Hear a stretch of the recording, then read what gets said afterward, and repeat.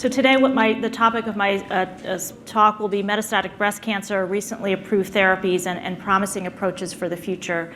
And I'm going to try to pitch this at a number of different levels because many of you are relatively newly diagnosed, and then there are patients who are very far out from their metastatic diagnosis. So hopefully there'll be a little bit of something for everyone. So I wanted to start by just giving a background of breast cancer subtypes, because at the end of the day, this is how we think about breast cancer as oncologists and how we think about what the right treatments would be to pair with specific patients. So in terms of breast cancer subtypes, we can classify breast cancer by looking at the appearance under the microscope. So we can divide cancers into ductal cancers, and on the top is what a typical ductal breast cancer looks like, or lobular breast cancers, and lobular breast cancers tend to have these more kind of dotted appearance as opposed to mass-like appearance. And then there are a number of rare tumor types like metaplastic and other types. And then the other thing that we do is we look at the receptors, and the three most important receptors that we look at are estrogen receptor, which is ER, progesterone receptor, which is PR, and HER2. And you can see from the grid, we're looking for these brown stained cells, and that tells us that the cancer cell makes one of those receptors. And depending on the combination of stains, we're able to tell you whether your cancer is estrogen receptor positive and HER2 negative, whether it's HER2 positive, or whether it's so-called triple negative, meaning it's negative for these three markers, estrogen, progesterone, and HER2. But in addition to this kind of standard pathology testing, there are other tests that can be helpful, and the number of tests that can be helpful has been expanding, so I wanted to spend a minute just discussing this. The first is what we call germline genetic testing. This is what we think of as kind of traditional genetic testing, looking for genes that are passed on from your parents and that you potentially could pass on to your children. This is generally done with either a blood sample or a cheek swab, and again, looking for changes that are inherited. There's also a type of genetic testing which is called somatic or tumor testing, which is really looking at the changes in the genes that have happened in the cancer. So these are not changes that you can pass on to your children. And this can be done either from blood in what's called a liquid biopsy or a blood biopsy, or can be done from the tissue sample. From this, we can get a lot of information, and this includes something called a tumor mutation burden, like how mutated the cancer is, the estrogen receptor status, whether it's mutated or not, a gene called PIK3CA, which we'll talk about later on, HER2 mutations, and a whole range of other mutations, some of which can also make people eligible for specific clinical trials. And then finally, there's another set of tests that we now run. We run something called PD-L1, and that we run that on patients who have triple negative breast cancer for the purpose of identifying patients who could benefit from immunotherapy. And then for HER2, as we'll talk about, we now have this new category, which is called HER2 low. So I wanted to just show the drugs that have been approved by the FDA over the 20-year period of time from 1995 to 2015. And I chose these years because 1995 is the year that I started medical school. So the year before I started medical school, none of these drugs would have been available for patients outside of clinical trials. And if we look at this list, I mean, it's really astounding, like thinking about how we would take care of patients with metastatic breast cancer without hormonal therapy, without Herceptin, without many of our common chemotherapies that we give, without the targeted therapies that we give. And all of this had happened over that period of time.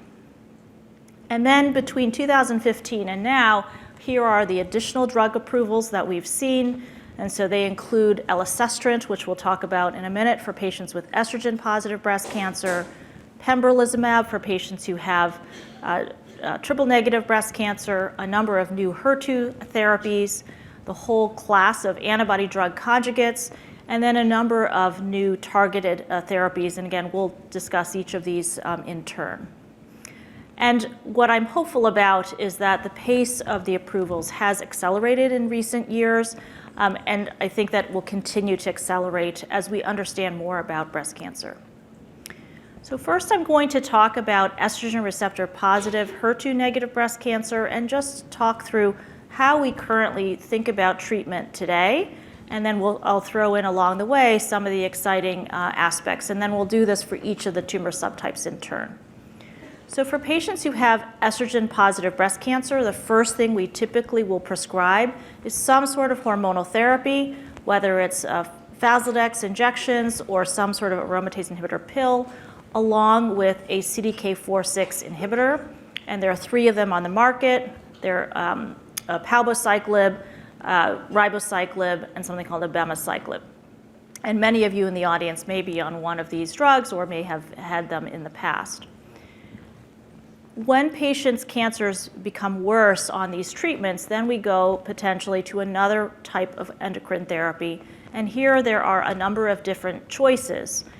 It would be possible to combine hormonal therapy with a medicine called everolimus or Afinitor.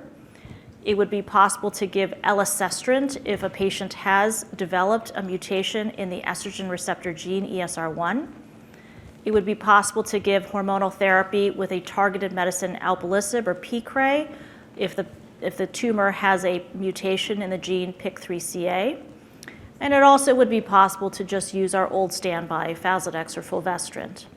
And then one of the things that's coming down the pike is a medicine called capivasertib. And this is another type of targeted medicine. There was a positive phase 3 trial, and we expect that the FDA will likely review this drug sometime this calendar year, and I think all of us are anticipating it will very likely be approved. So just a few comments and some updates about what I've just shown you. The first is to talk about this study, which was called the Right Choice Study. So if you're newly diagnosed with estrogen receptor positive metastatic breast cancer, one of the most frequent questions that I'm given or asked is, should I do chemotherapy first? I want to be aggressive. Hormonal therapy doesn't sound like enough. And this trial was really trying to address that specific question. So this trial enrolled patients with estrogen positive, HER2 negative breast cancer. And importantly, these are patients who had to have aggressive disease, meaning disease in their liver or disease that was of a significant tumor burden. Basically, the patients where historically we might have thought about giving chemotherapy.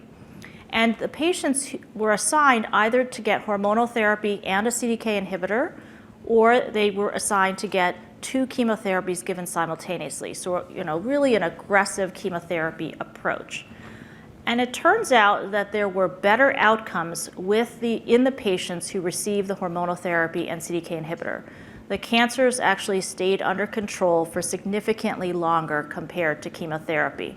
And so I think this was a really important and very practical study to answer a question that we get all the time in the clinic. The next topic I want to talk about are these new hormonal therapies, and elacestrant is the most recent one to be approved. It's an oral medicine. In a way, it's sort of, but not quite, like oral Faslodex, which is an injection, as many of you know. And what elacestrant does is it actually causes the estrogen receptor to break down. And so normally in cancer cells that are estrogen-driven, the estrogen receptor is there kind of like as pushing on the accelerating pedal. And so if you take away the estrogen receptor, there's nothing pushing anymore. And what's interesting about this particular drug is it also works in patients whose cancers have mutated the estrogen gene. So about half of the time, if we follow patients long enough, the estrogen gene becomes mutated in response to medicines like aromatase inhibitor hormonal medicines. And that's a way that the cancers are able to become resistant to treatment. So the important aspect about this drug, it was actually shown to be particularly effective in patients whose cancers had become mutated in this way. But there are many other hormonal therapies kind of down the pike in clinical trials. Again, elacestrant was recently approved, but there are many other drugs of similar class one is giredestrant, imlunestrant, camizestrant, they all have these kind of funny names. There's also other categories of hormonal therapies, including lasofoxifene, OP-1250, and a drug called ARV-471. So there's really quite a large range of hormonal therapies, and I think that in addition to testing these on their own, the trials are now testing them in combinations with other medications. So I think there's a huge amount of activity in this space. Then I want to talk about this pathway, which we call the PI3K, mTOR, AKT pathway. It's a complicated diagram, but the point of the diagram is that the way that cancer cells sense signals coming from the outside sets off this cascade of things that happens within the cancer cell that allow it to grow and survive. And so if we are able to shut off some of these pathways, we can hopefully basically handicap the cancer and make it unable to grow or divide in the way that it would ordinarily do. And so some of the medications that are in this category are alpelisib or Piqray, everolimus or Afinitor, and then this new medicine, capivasertib, which again we think will likely get an approval sometime this calendar year. And one of the questions that we don't know the answer to yet is, can you go from one to another to another? What's the right order to go in? We're not sure of these questions, but it's good to have a lot of options. After patients finish hormonal therapy, not finish, but after the cancer doesn't seem to respond anymore to hormonal therapy, we move on to chemotherapy. And it used to be that that's what it was. It was chemotherapy X, chemotherapy Y. It was all different kinds of chemotherapy, but now there are some additional medications that we can try. And these include what's called PARP inhibitors, and I'll talk about those in a minute. And they also include something called antibody-drug conjugates. And the two that we currently have approved for estrogen-positive patients are trastuzumab deruxtecan, otherwise known as Enhertu, and sacituzumab, which is otherwise known as Trodelvy. So what is an antibody-drug conjugate? So on the left is a picture of a normal antibody. An antibody can be made to identify any specific protein in your body. They're used, your body makes them to fight infections like viral infections, but we can generate antibodies to find specific targets on the surface of the cancer cell. And then the conjugate part of it is that there's chemotherapy drugs or other drugs that can be attached to this antibody. So the antibody will basically stick to the cancer cell will swallow it, and then in the process of swallowing it, the drug is released at very high concentrations, higher than you would get in the normal bloodstream. And so this is an example of a clinical trial that led to the approval of Enhertu for patients with HER2-low, estrogen-positive metastatic breast cancer. So in this study, patients had to have what we traditionally would have called HER2-negative breast cancer, but it wasn't like completely negative. So 3+ is positive, 0 is negative, 1 or 2+ is kind of in between, and now it's become the so-called low category. So patients in this HER2-low category either got regular chemotherapy or they got Enhertu. And at the end of this phase 3 trial, it was very clear that patients who received Enhertu had a much higher rate of tumor shrinkage, they had longer cancer control duration, and they had better survival. Similarly, there is a study called TROPiCS-02, and that studied the antibody-drug conjugate, which is called Trodelvy. This study did not have any pre-selection, so there wasn't any extra special tumor testing. It was just if you had estrogen-positive metastatic breast cancer and had had chemotherapy already, a cancer had gotten worse on previous chemotherapy, then those patients were eligible to enter the trial. And in this trial, patients received either the Trodelvy or they received a chemotherapy of physician-patient choice, and there were a number of different options that were allowed. And again, in this trial, what was seen is that the patients who received Trodelvy had more tumor shrinkage, longer cancer control duration, and better survival. So again, this one is also now available for patients with this subtype. And then I mentioned earlier this type of medicine called PARP inhibitor. And what PARP inhibitors do is that they work specifically in patients who have inherited mutations in the BRCA1 or BRCA2 genes. And there were 2 randomized phase 3 trials that compared a PARP inhibitor, which is an oral pill, versus chemotherapy in patients who had inherited BRCA1 or BRCA2 mutations who had essentially HER2-negative breast cancer.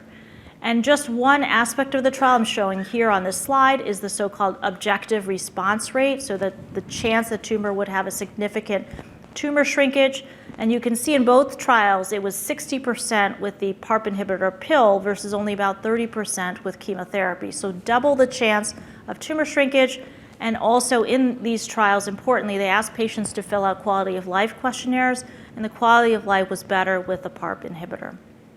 So one of the messages here is that regardless of family history, regardless of ethnic background, it's important to ask your doctor whether you should have germline testing to see whether you could be a candidate for one of these medications.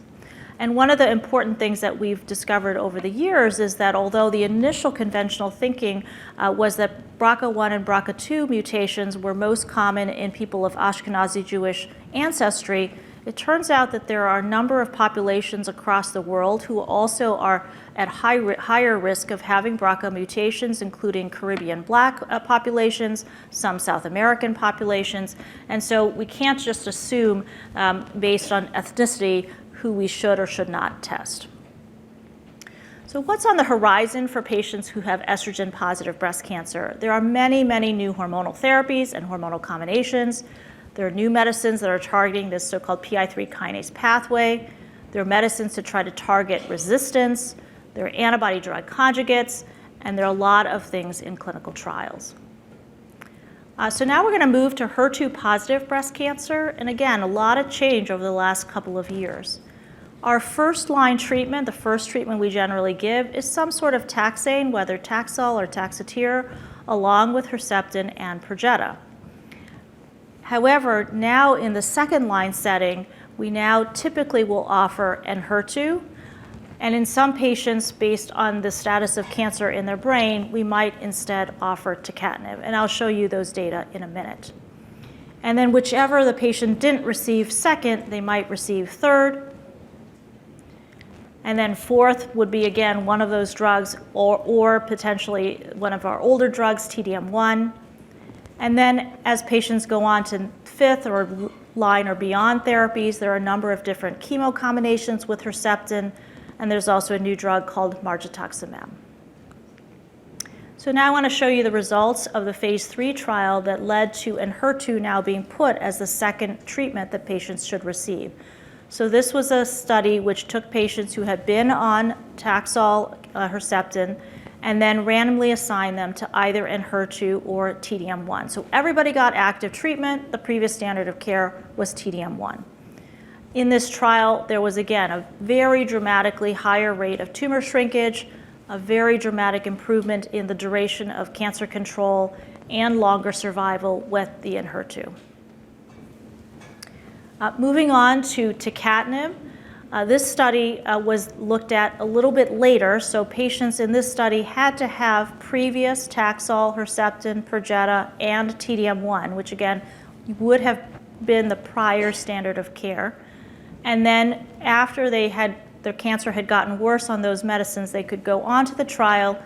And then on the trial, everybody received Herceptin, everybody received chemotherapy in the form of capecitabine, and then some people received tucatinib and others received a placebo. So when I say placebo, it doesn't mean patients got nothing. They all got Herceptin and chemotherapy.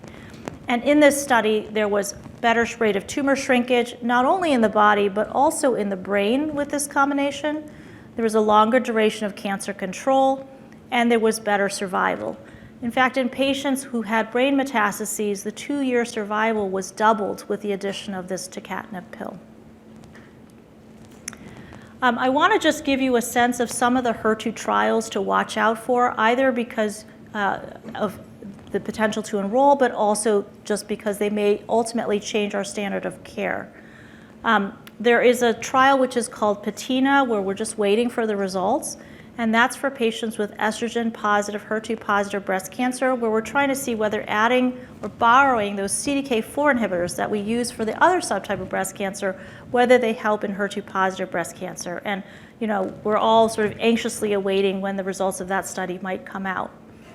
There are also 2 studies that are looking at whether we can improve, or 3 studies will improve on that first treatment that patients receive in the metastatic setting. And those trials are currently enrolling patients. Last point I want to make about HER2 before we go on to triple negative is this really, I think, important question that we've come to, which is HER2 positive metastatic breast cancer potentially curable? You've probably heard from your doctors that we don't have, for the vast majority of patients, we don't really have curative intent treatments for metastatic breast cancer. We're trying to control it as long as possible with good quality of life, and we hope that your survival will be measured in years, but we don't promise people that we can cure their breast cancer. But we all take care of, as oncologists, patients with HER2 positive breast cancer who have been alive 10 years, 15 years, sometimes 20 years. Usually not longer than that, because Herceptin, remember, was approved about in 1999 or so.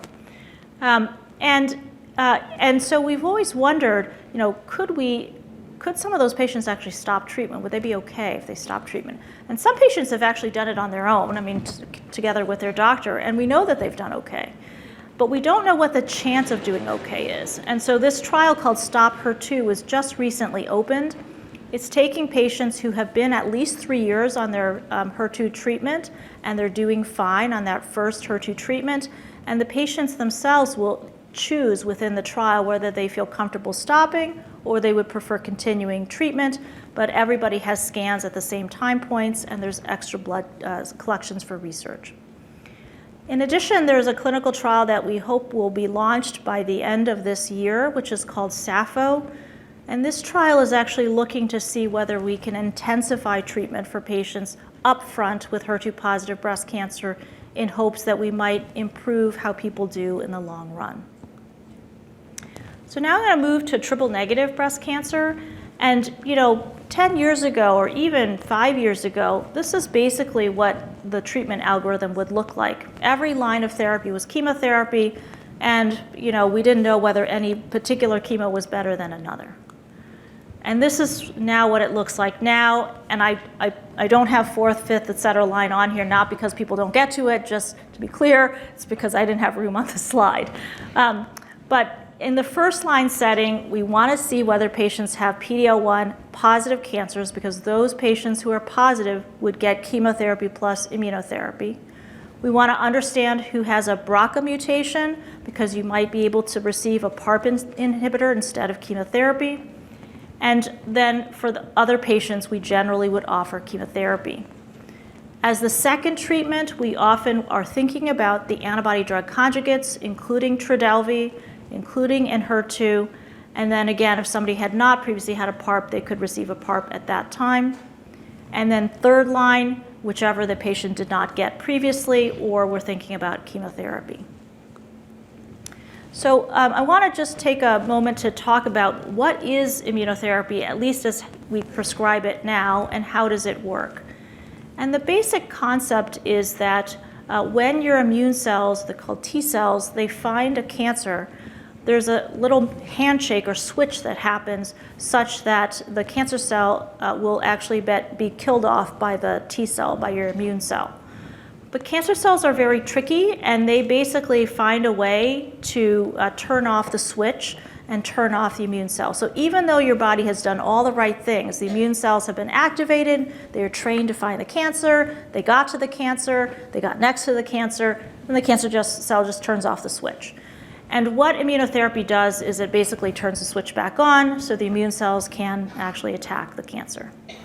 So this is the trial that was done in patients who have metastatic triple-negative breast cancer. It's called keynote 355. This study took patients as their first treatment for metastatic disease, and patients either get conventional chemotherapy or they got chemotherapy plus pembrolizumab or Keytruda. And I think one important point to highlight from this study is that this was the first treatment patients received for their metastatic disease. So when we think about clinical trials, it's definitely not just a last resort kind of approach.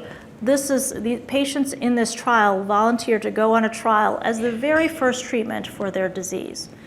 And what was seen in this trial was that there was a longer length of tumor control and better survival with pembrolizumab in patients who have PD-L1 positive cancers, and a higher proportion of patients who have what we call exceptional responses, those patients who do really well. Once patients have received a couple of types of chemotherapy, we had been stuck for many years with just giving yet another kind of chemotherapy when the first 2 or 3 didn't work. And obviously that has been very frustrating for both doctors, but especially for patients. And that led to the discovery of these new drugs called antibody-drug conjugates. The ASCENT trial was a phase 3 trial that took patients with metastatic triple-negative breast cancer, have been on previous chemotherapy, and patients either got sacituzumab, Trodelvy, or they got chemotherapy. And the trial showed that patients who got Trodelvy had a much higher rate of tumor shrinkage, better cancer control duration, and better survival. In addition, a subset of patients with triple-negative breast cancer will also have what we call HER2 low cancers, meaning the cancer, although it's HER2 negative, has a little bit of HER2. And so this trial called Destiny Breast 04, this is a phase 3 trial, patients either got Enhertu or they got conventional chemotherapy. And just like the previous trial, we saw higher rates of tumor shrinkage, longer duration of cancer control, and better survival. The caveat is that this study mostly enrolled patients with hormone receptor estrogen positive breast cancers. Only 60-some patients in this trial had triple-negative breast cancer. So you take it a little bit with a grain of salt, but it is an option available to patients, and I think it's a very effective option. So before I close, I want to just say a few words about clinical trials. All the data that I've shown you, all the new drug approvals, they all have happened as a result of patients volunteering to enroll on clinical trials. Many of the trials I've shown you are not the last resort trials. Patients got lots of other treatments after they came off the trial. Phase 1, 2, or 3 trials may be appropriate depending on your situation and the therapy that's being tested. And I think really importantly, if you're interested in clinical trials or interested in learning about them or participating in them, it's real. I can't stress how important it is to express that interest to your oncology team. You know, as doctors, we're human. We have both conscious and unconscious biases. We might see somebody and say, oh, she has like a bunch of young kids and is so busy, I don't think she would have time to participate in trial. And you know, you don't want somebody to be making these assumptions without you really participating actively in that decision making. You can consider a second opinion in an academic cancer center, or there are some private practices that are really focused on clinical trials, and then explore clinical trial matching resources. So where are we now? I think we have a much better understanding of breast cancer subtypes. There are many more treatments available, and the way that we treat people with metastatic cancer is so different than it was 5 or 10 years ago. One thing that I didn't spend a lot of time talking about today, because my focus was on new therapeutics, was really that I hope that we're paying better attention to your quality of life and symptom management. And there have been also major improvements in symptom management, anti-nausea medicines, and other supportive care medications, as well as a better understanding of how integrative medicine can sort of integrate into our treatment of patients with metastatic cancer. And all of this, I think, has resulted in longer and better survival in many patients. But I don't want to sugarcoat things, and I think all of you are here because you know that this metastatic cancer is a serious illness. And we still don't understand why some cancers metastasize and others can be cured. We only partially understand why some cancers become resistant to our treatments. Although we have many different treatment options that we can run people through, it's not an endless list, and we know that. And with rare exceptions, we still can't cure metastatic breast cancer. And I do want to take a moment to acknowledge the people we've lost in the past year and years with metastatic breast cancer. People still die of breast cancer, so we know we need to do better. So where are we headed? I think scientifically we are really trying to work hard to understand what causes metastatic spread and what causes treatment resistance. We are trying to develop better treatment options that can not only overcome established resistance, but maybe prevent resistance from happening and extend survival. And I think we're getting better, but we still have a ways to go at better selecting the right therapy for the right patient at the right time. And someday, I hope, my lifetime, we will get to a point where we can really honestly say that we can cure people with metastatic breast cancer. We're not at that point yet. I know all of you know that. But I feel like really in the last couple of years, we can start to see that happening at some point, not 100 years from now. So thank you all for your attention, and I look forward to the discussion.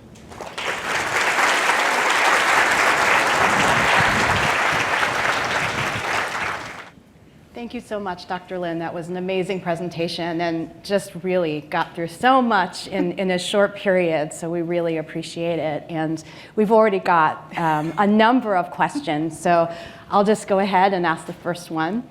So one of our attendees is asking if you have both hormone receptor positive and HER2 positive metastatic breast cancer and experience of progression. Which of those would you target first? So for patients who have estrogen positive and HER2 positive breast cancer, typically the HER2 positive part of it trumps everything, and we usually go down the HER2 positive sort of pathway.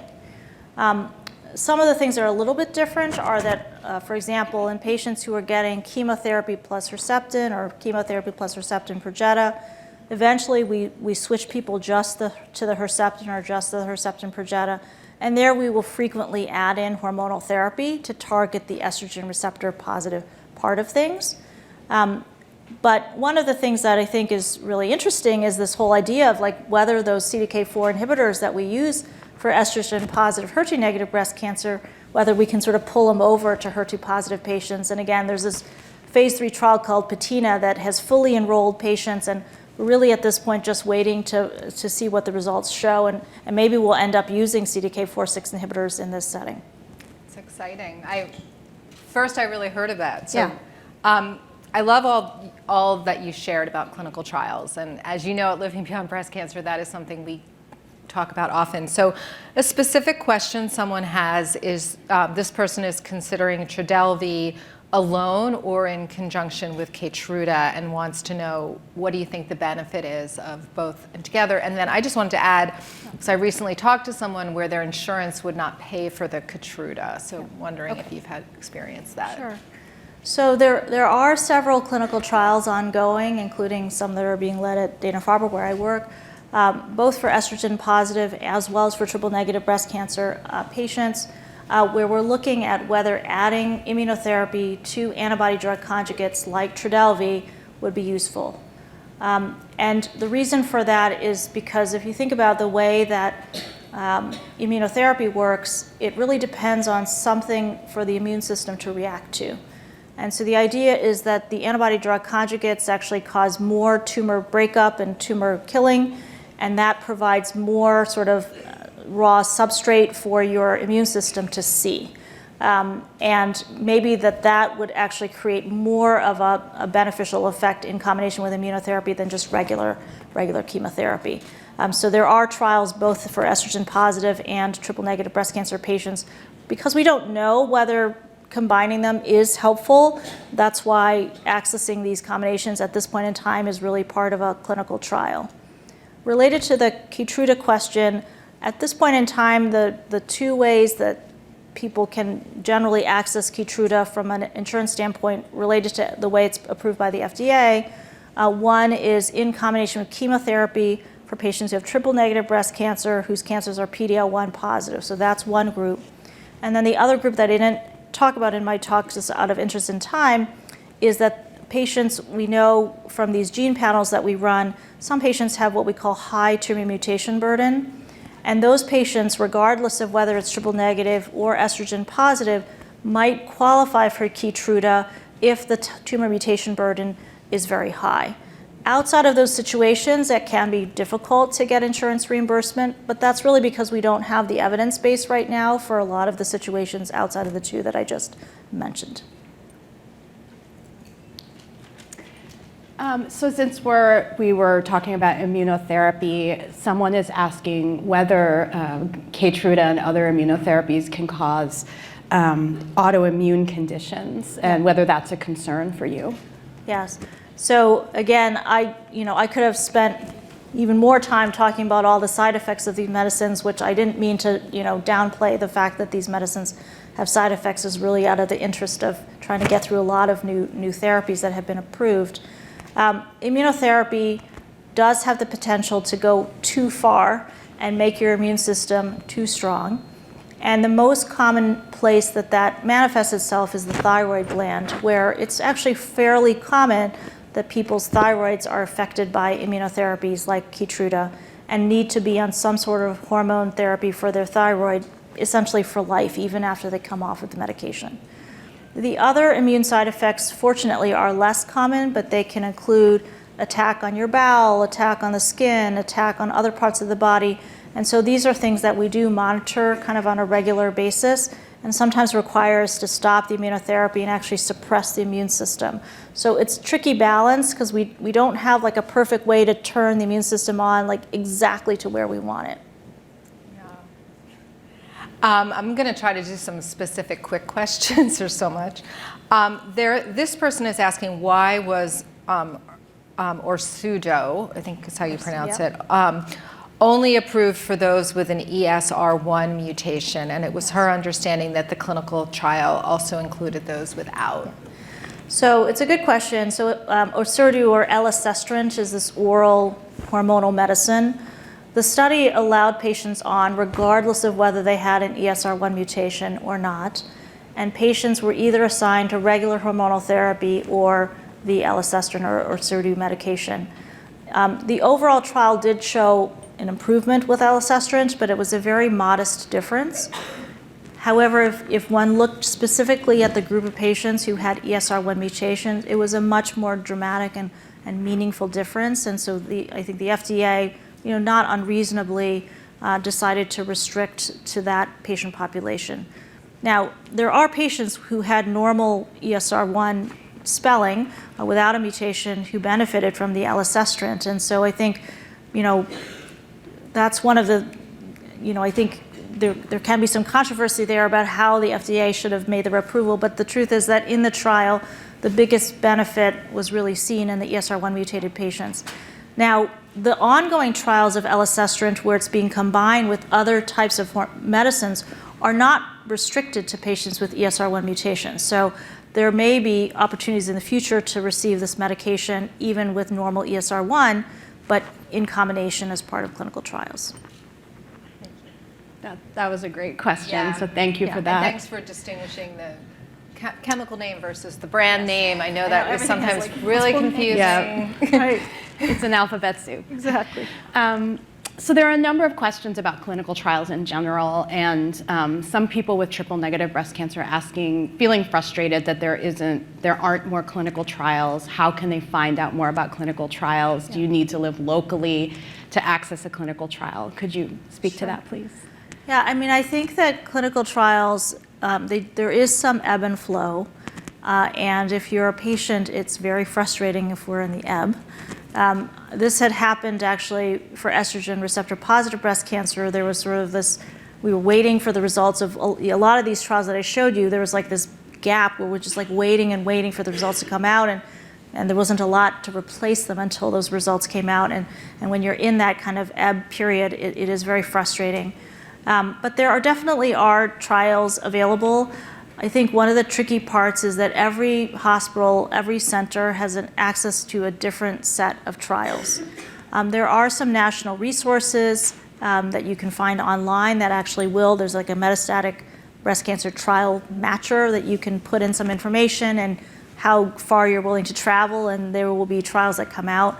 I think those trial matching algorithms still need or benefit from a doctor looking at them with you, and because you might end up with 40 entries and you need to figure out which ones are really the ones that you should focus on. So, my advice is that you really want, in a way, like a clinical trial Sherpa, that you want somebody that you feel like when you want to know whether you can qualify for a trial because your cancer is getting worse, that that you feel like you have somebody you can go to who you trust, who will look for trials for you, not only at their institution, but if you want the person to look at other institutions, we'll do that for you as well. This is a testing question, but it comes up often. With all these changes, how often should metastatic patients be tested for mutations or other subtypes? Yeah, great question. So I do recommend that in most cases, unless the cancer is not accessible by biopsy, that when somebody has their first diagnosis of metastatic breast cancer, that there is a biopsy. Because we want to be sure that A, it's breast cancer, B, what is the estrogen, progesterone, HER2. We don't have any other way to do it besides looking at tissue. Over time, cancers can change. And so the times that I am thinking about rebiopsying a patient are if the behavior changes, like originally it was mostly in the bone, and now all of a sudden it seems very aggressive and it's very much in the liver. I might want to consider a biopsy to understand if the cancer is still estrogen positive. Maybe it's now triple negative, which happens. That affects eligibility for clinical trials. It affects eligibility for things like immunotherapy. There are a lot of things that can change based on the change of that estrogen receptor status. The other way to do things over time is what's called a liquid biopsy. So at the beginning, I might do one, I might not, because you have to have a tissue biopsy most of the time. But later on, I might I'll order a liquid biopsy. And especially in patients with estrogen-positive breast cancers, we can find things. And so, for example, that ESR1 mutation that we talked about that makes people qualify for elacestrant as part of standard of care, the ESR1 mutation, if you look at the original breast cancer from the left breast, for example, 10 years ago, less than 1% of the time will it have an ESR1 mutation. But if you look at patients who have been on hormonal therapy like letrozole or Remedex or whatnot, and the cancer's gotten worse, over time, up to half of patients will develop an ESR1 mutation in their cancer. So if you test the original cancer only, you're going to miss half of patients who could qualify for this medication. So especially for the estrogen receptor positive patients, I do periodically either a regular biopsy or a liquid biopsy, depending on the situation, because it does change our care. Dr. Lin, if you do not have a hereditary gene mutation, but your tumor, the tissue in the tumor tests positive for one, is there any evidence that a PARP inhibitor would be helpful in those situations? Yeah, so that's a really good question. I did have a slide, then I took it out because there was too many slides. So, the BRCA mutations, these BRCA genes, are genes that increase the familial risk of breast cancer. But there are, in rare situations, people who never inherited BRCA from their family members, but the tumor itself mutates the BRCA1 or the BRCA2 genes.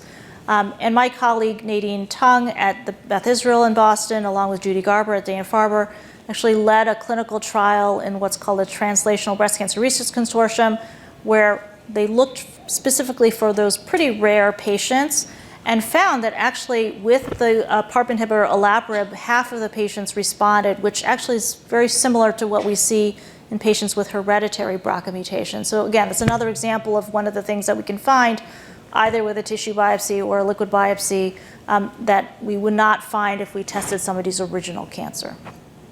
Thanks, Dr. Lin. And could you talk a little bit about what exactly a liquid biopsy is? Yeah. So a liquid biopsy is basically a blood test. And from the blood, we can actually find microscopic bits of DNA that the cancer is actually shed into the bloodstream. And this test is actually essentially the same technology that is now used for prenatal testing to look for fetal DNA. You can look for tumor DNA. And it used to be that technically it was a very difficult problem. It was like needle in a haystack. But now it's actually very doable, and there's many commercial labs who offer this testing. And so we can test many, many different genes and look for mutations in those genes just from a blood test rather than doing a biopsy. Now, the blood test cannot do certain things. It can't tell us the estrogen receptor status. It can't tell us the PD-L1 status. It can't tell us if it's HER2 low. So there are definitely limitations of a blood biopsy. But it's very good at telling us the mutational status and the tumor mutation burden. And for patients who, you don't want to constantly doing invasive biopsies, it can be a helpful add-on. Great. So helpful for patients, too. So this question is about, could you explain HER2 low? We get this a lot. This person's is +1, but does that mean it's low? Right. So HER2 is this classic thing that we test for in breast cancer. The classic definitions were HER2 positive means it's 3+ staining. You remember the brown stain I showed you. 3+ means super strong staining, and then 0 was negative. And in the past, the in-between category, we did a second test to see if it was really negative or it was really positive. But the point is that there's this group of patients who, by the traditional criteria, we would have called HER2 negative. And in your notes from the doctor, they'd say that you have HER2 negative breast cancer. But there's a difference between people who have HER2 zero, meaning we don't see any HER2 when we do the Brown stain, or there's a little bit, just not enough to call it positive.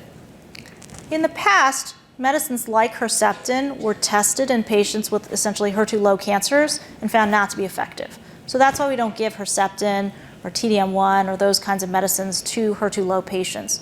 But the newer generation of medications, including in HER2, they actually are powerful enough, they look like they work very well in patients who have HER2 low breast cancers. And there are a bunch of other antibody drug conjugates in clinical trials that are targeting HER2 low, so HER2 is not going to be the last one. It's about 60% of estrogen positive breast cancers are HER2 low, and about 40% of triple negative breast cancer are HER2 low. So it's really common. And if you had your original biopsy 5 years ago, your doctor might not have written down what it was. They just would have written down it was HER2 negative. And then we have to go chasing back these old path reports to figure out what it actually was. So HER2 has been studied in a number of different subtypes of metastatic breast cancer, and one person is wondering whether it may ever become an option as a first treatment after diagnosis. Yes, so there are many clinical trials actually looking at both Enhertu as well as Trodelvy and not waiting until somebody's gotten worse on something before going on. So for HER2 positive breast cancer, there's a trial comparing chemo plus Herceptin Perjeta versus Enhertu. For triple negative breast cancer, there are trials pulling Trodelvy as the first treatment versus regular chemo.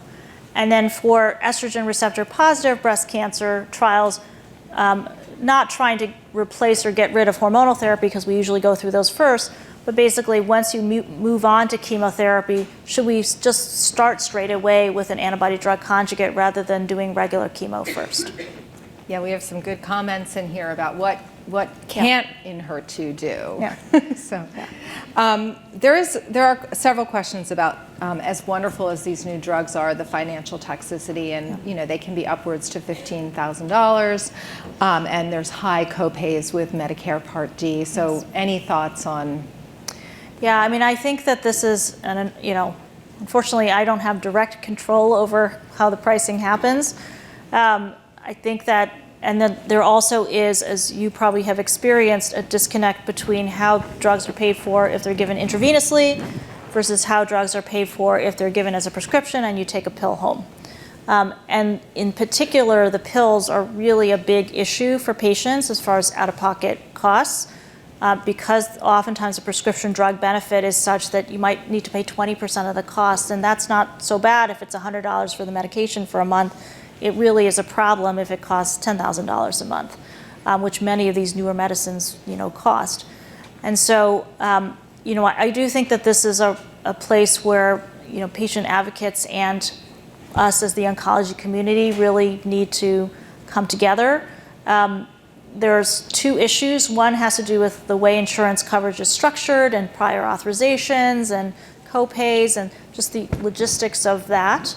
And the other has to do with just the drug pricing in general, right? Because 20% of 10,000 is a lot different than 20% of 100. And I think we really do have to find ways to do this, because I think as we develop more and more drugs that are very effective, it's just not going to be sustainable financially, either for individual people and also just for the healthcare system in general. For patients that you're seeing today in clinic who are really struggling with the financial costs of treatment, how do you guide them as a physician? Where can they get help? That's a great question.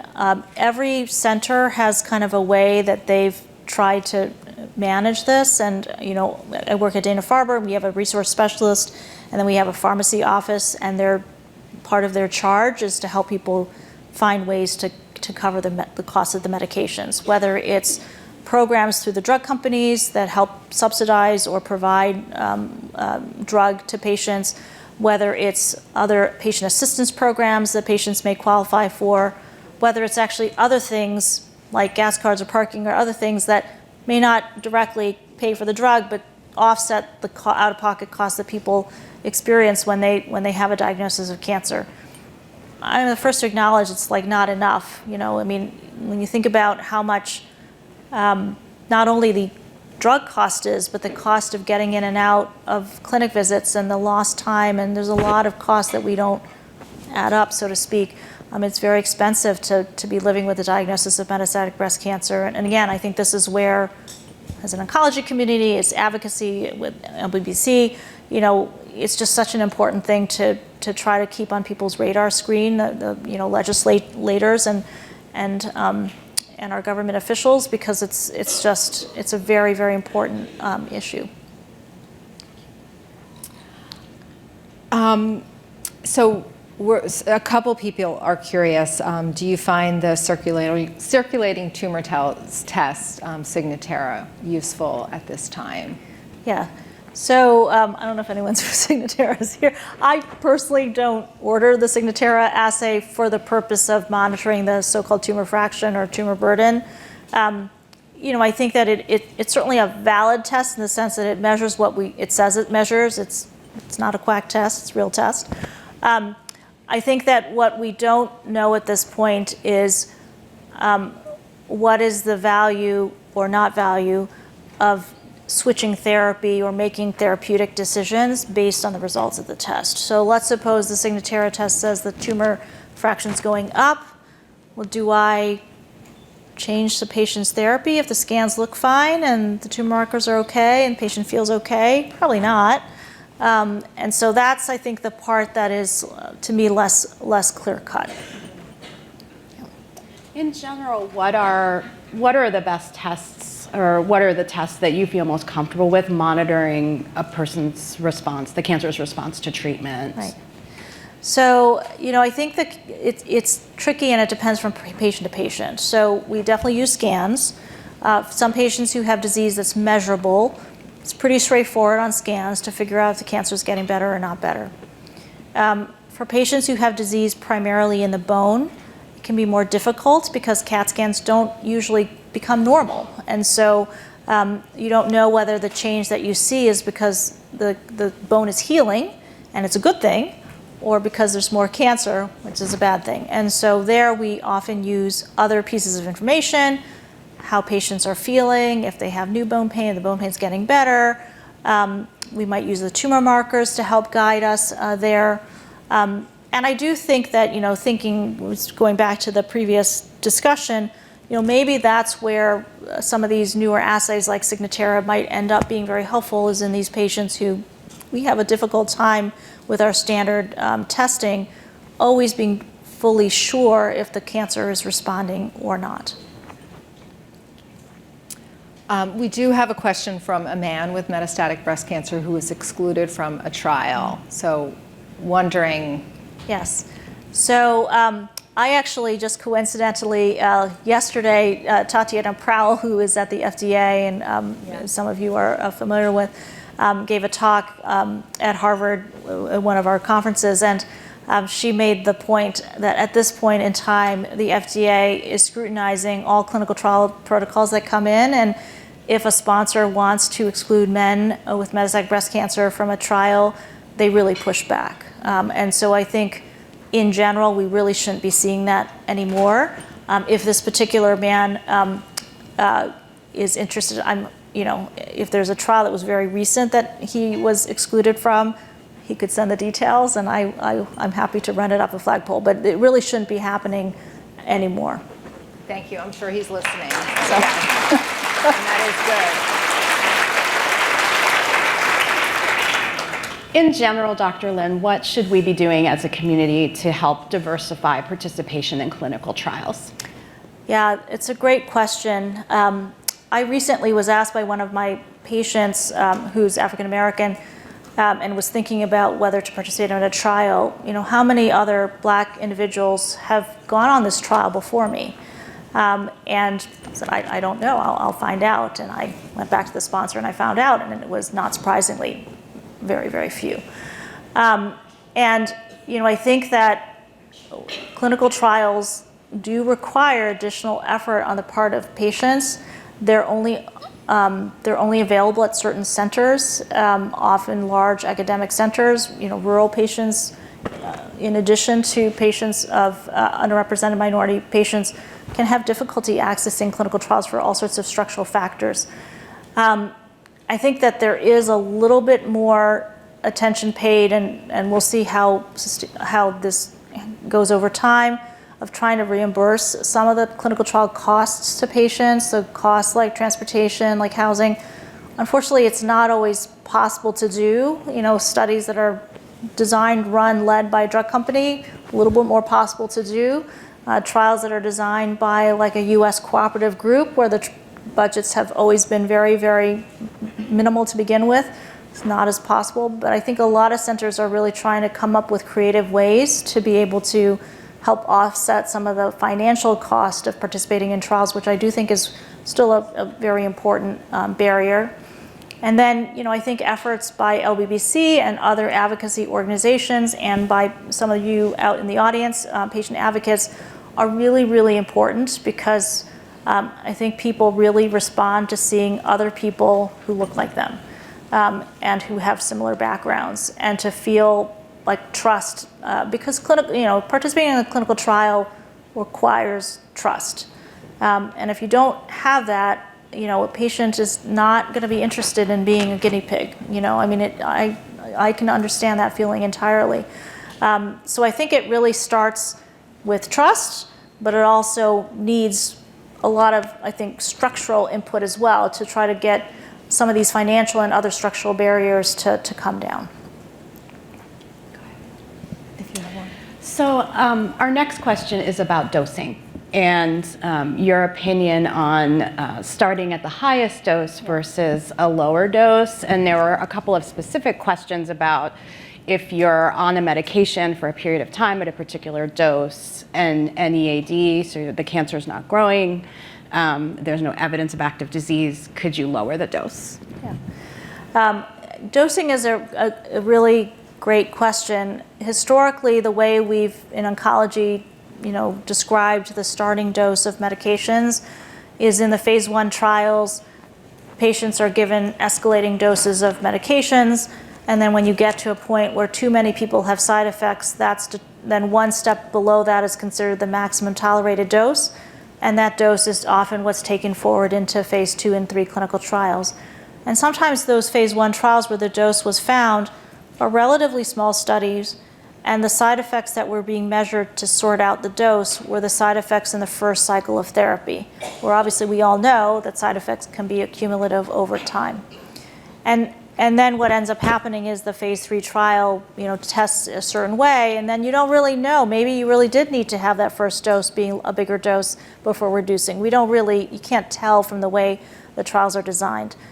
There is definitely an effort in phase 1 studies now to explore multiple doses. Not every possible dose, but at least to explore more than one dose, to do like what's called an expansion, where after the dose is sort of identified, that you might take a couple different doses forward and have patients on them for longer, and then decide what dose based on that should go into the phase 3. It does complicate the phase 1 development. It does slow things down a little bit in terms of getting that dosing sorted out a little bit better. But I do think in the long run that is the right approach, because otherwise we end up subjecting patients to a lot of toxicity, and we don't even know if it's necessary for patients to have that toxicity. Thank you. And this is definitely an area where patient advocates have been doing a lot of work. Yes. Yeah. Absolutely. So I will say, again, now I'm quoting Tatiana Prowl again, hopefully she's okay with that. But yesterday when she gave the remarks, from the FDA perspective, she stated that, so much of the impetus for the dosing initiatives in phase 1 have come from the advocacy community, and specifically from the breast cancer advocacy community. So I think, what you guys do makes a big difference. Yeah. And a lot of those people are in the room today, so thank you. I know we're really close to the end of time, but there are several questions about taking treatment breaks, and I know you can't answer specific personal questions, but this person is thinking about taking a break from Trodelvy. It's working well, and so in general, how long can people take a break, and what guidance on that? So there's different, I kind of think of treatment breaks in a couple different ways. One is can I take a break to go on vacation and skip a week or 2 or 3 of medication? Generally, the answer is yes. There might be some rare exceptions. Patients had like a super aggressive cancer and they just recently started therapy, but generally the answer to that question is yes. Sometimes people want to take kind of a scheduled break, but go back. So I want to take like a 6-week break because I'm feeling really beat up, and then I'll come back. That's generally, again, unless their situation was that they had a very aggressive cancer, oftentimes the answer is yes. I think the trickier part is like a real break. Like I want to come off treatment and just be scanned, and then when the scan looks worse, I want to go back on. And that I think is really hard to give a general answer to. That's very case by case. As I said, for HER2 positive patients, we've just launched a trial to actually do that on purpose. But the reason it needs to be a trial is because I can't quote somebody right now, if you do that, what's the chance that it's going to be okay? I don't know. And so I think it's very much an individual discussion with your doctor. And also depends on whether there's any maintenance strategy that's less toxic that's possible. So for patients who have estrogen-positive breast cancer, it might be that somebody has a lot of side effects on Trodelvy, they've had a good run on it, the cancer's in response, and maybe they want to go on hormonal therapy back again. And that would feel, I think, more comfortable than going on nothing. And so I do think it's very case by case. I wouldn't say that it's never, but it is very much individualized to the individual situation. Thanks, Dr. Lin. So I guess I get the last question. You talked a lot about HER2 positive breast cancer and the potential for a cure. How close do you think we are overall in finding cures for metastatic breast cancer?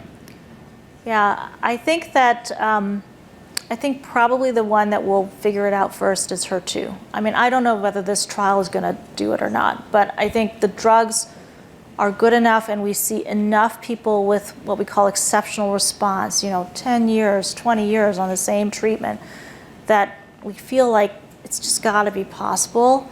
But these things take time. So this trial that I talked with you about that's going to start this year, it's probably going to take 2 years to enroll, and then patients are going to have to be followed for a few years after that. So even if everything goes exactly to plan, that's like 5 years from now when we'll know the results of that study. I think that for triple negative, we're not quite there in terms of having enough really effective therapies to really think that we can cure people today. But it only takes like one or a few of breakthrough medications before we might get to the point where we say, yeah, maybe it's time now to try. And that's very hard to predict, right, when that would be. For estrogen-positive breast cancer, I think that might end up being the last one we cure, in the sense of if you define cure as you get a certain amount of treatment and then you stop. Because I think for estrogen-positive breast cancer, as we know, in the early stage setting, people can recurrences 10 years later. I mean, it's a really sneaky kind of cancer. And so maybe it won't be cured, but maybe it'll be like sustained hormonal therapy or some sort of maintenance therapy that's indefinite, and we might not call people cured, but they won't die of breast cancer. And so, I don't know when that will be, but I am very optimistic that, I just think about what was available to people with breast cancer when I started medical school, and it's like, it's just practically nothing. When you think about what my oncology colleagues, senior colleagues were doing and how they were treating patients, they didn't have any of these tools that we have now, and it's so amazing. And it is getting faster. I know it's not fast enough, but it is getting faster, and so I hope that we'll see a time when people don't die of breast cancer. I hope so too.